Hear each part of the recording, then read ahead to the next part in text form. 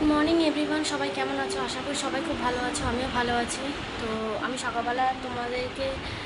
সকালবেলা আমি ইন্ট্রো দিতে ওরকম পারিনি, কারণ অনেক কাজ ছিল। আর তার মধ্যে আজকে যাবো হচ্ছে একটু পায়েলের বাড়িতে যাব, ও কারণ ওরা অনেক দিন ধরে বলছে যেতে, তো যাবো করে যাওয়া হচ্ছে না। তো এখন কালকে ঠিক করলাম যে আজকে যাব।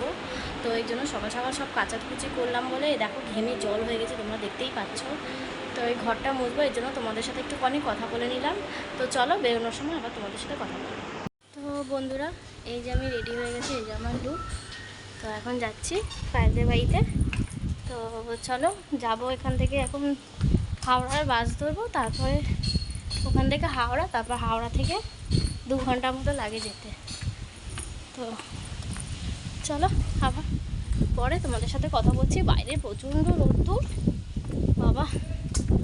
আর আজকে দুপুরবেলা ওই কাকিমণি খিচুড়ি করেছিল, যেহেতু আজকে লোকনাথ পুজো সেহেতু খিচুড়ি করেছিল আর আলুর দম, তো ওটাই খেয়েছি।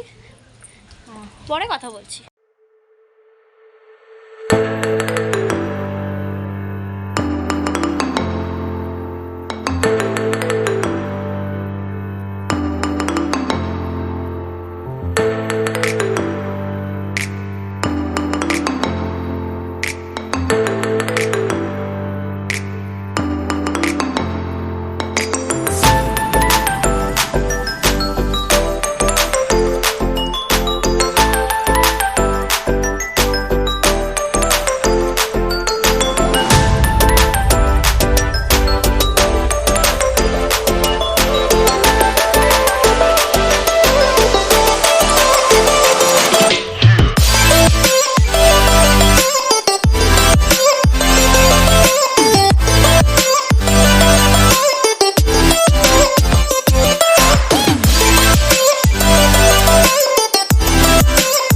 তোমাদেরকে দেখালাম যে আমি দক্ষিণেশ্বরের ব্রিজের ওপর দিয়ে আসলাম, তাই তোমাদের কারণে ভিউটা দেখালাম।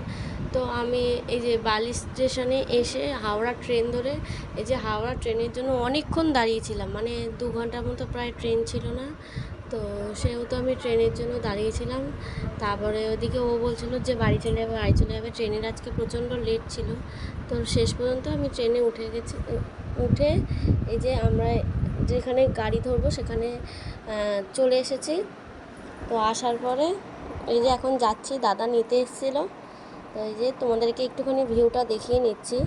তো এখানে যেহেতু গ্রামের দিক, তো লাইট ওই রকম শহরের মতো পাওয়া যায় না। তো ফাইনালি চলে এসেছি পায়েলের বাড়িতে, তোমাদেরকে পরে শেয়ার করব। আর এই দেখো ওদের রুমটা তোমাদেরকে পুরো দেখাচ্ছি। এই যে এই দেখো উপরে বাংকার, এই দেখো এটা দাদা নিজে হাতে এঁকেছে। আর এটা তো খাট, তোমরা জানোই যে শোকেস। তো ফাইনালি আমাদেরকে খাবার দিয়ে দিয়েছে, এই যে নান আর এখানে ছোলার ডাল আছে। আর আজকের ব্লগটা বেশি বড় করতে পারিনি, কারণ আর শরীর দিচ্ছিল না, কারণ 6 ঘন্টা ট্রাভেল হয়েছে, বুঝতেই তো পারছো। তো ওখানে পায়েল কাজ করছে আর এখানে দাদা। তো চলো সবাইকে গুড নাইট, সবাই ভালো থেকো, সুস্থ থেকো। আর আমার ব্লগটা যদি ভালো লাগে তাহলে লাইক কমেন্ট শেয়ার করে দিও। টাটা।